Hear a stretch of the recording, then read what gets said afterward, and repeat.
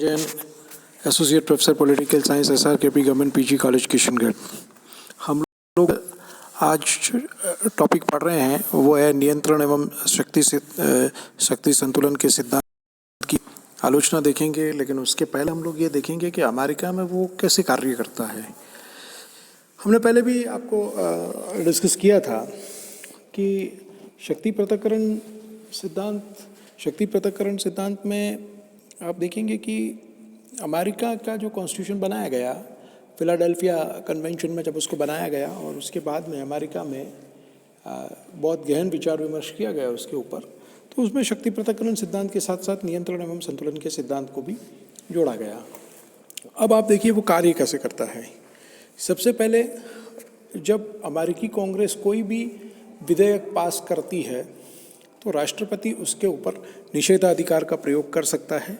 जिसको हम pocket veto कहते हैं, ये भी निषेधाधिकार कहते हैं, या विलंबकारी निषेधाधिकार कहते हैं। इस तरीके से वो किसी भी कांग्रेस द्वारा बनाए गए किसी भी एक्ट को एक तरीके से उसके ऊपर अपना चेक लगा सकता है या उसको रोक सकता है। अब आप देखेंगे कि राष्ट्रपति की कोई भी नियुक्ति है, महत्वपूर्ण पदों पर राष्ट्रपति के कैबिनेट के सदस्य हैं, उनकी नियुक्ति का अनुमोदन वो सीनेट से होना आवश्यक है। अगर सीनेट उसको अनुमोदित नहीं करती है तो वो उसकी नियुक्ति राष्ट्रपति नहीं कर सकता है। इसके अलावा राष्ट्रपति ने अगर कोई विशेष एग्रीमेंट किया है या राष्ट्रपति कोई अंतर्राष्ट्रीय संगठन का अमेरिका को सदस्य बनाना चाहता है तो उसकी अनुमति भी सीनेट से लेनी जरूरी है। और आपको ये शायद विदित होगा कि अमेरिका राष्ट्रसंघ का या जो राष्ट्रसंघ लीग ऑफ नेशंस बनाया गया था उसका अमेरिका सदस्य इसलिए नहीं बन पाया,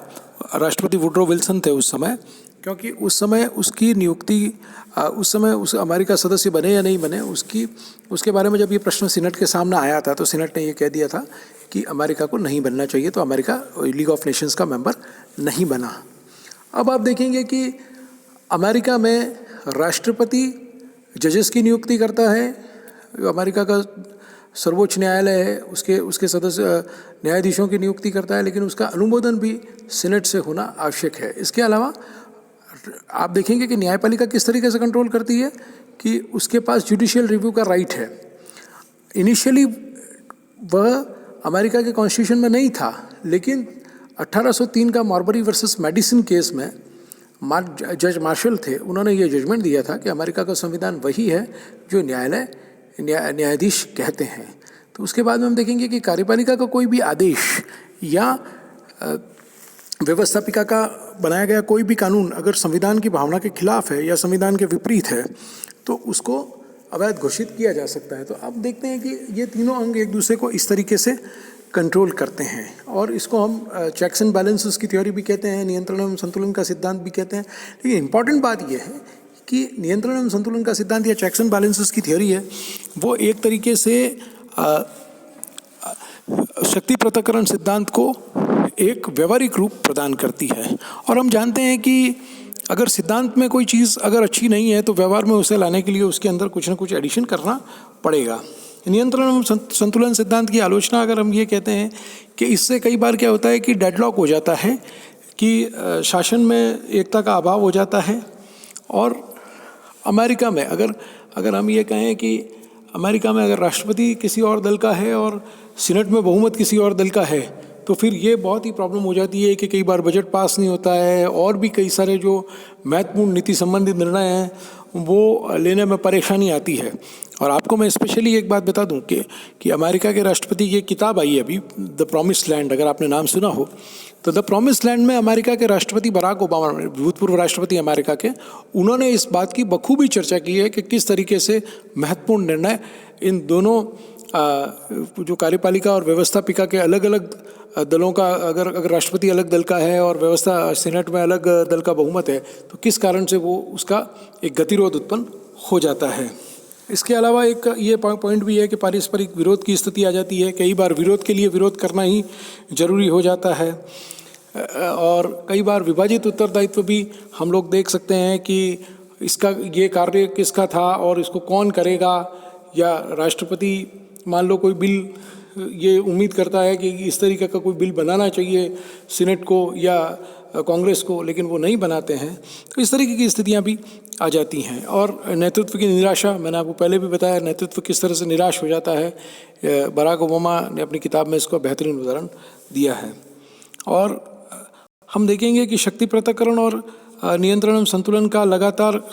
जो अमेरिका में, चूँकि बहुत लंबा समय से अमेरिका में ये व्यवस्था चल रही है, लेकिन अब आप देखेंगे कि चूँकि राष्ट्रपति बहुत ही ज़्यादा शक्तिशाली स्थिति उसने प्राप्त कर ली है, और ये एक अपवाद नहीं है,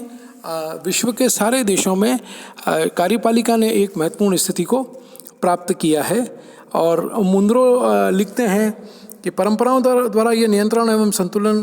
की प्रणाली पारस्परिक उत्तरदायित्व में बदल गई है। साथ ही यद्यपि शक्ति विभाजन सिद्धांत अमेरिकी संविधान सिद्धांत के रूप में चल रहा है और अमेरिकी सरकार के व्यवहार में उससे संबंधित मान्यता दी जाती है, किंतु संकट काल आता है तो इसे शीघ्र और समर्थ कार्यवाही में बाधक नहीं होने दिया जाता। तो इसका अगर हम जिस्ट अगर देखें, अगर इसका टॉपिक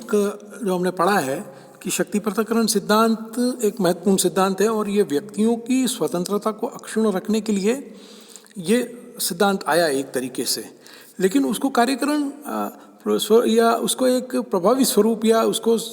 एक व्यवहारिक स्वरूप प्रदान किया नियंत्रण एवं संतुलन के सिद्धांत में। अमेरिका में सिद्धांत हमको देखने मिलता है,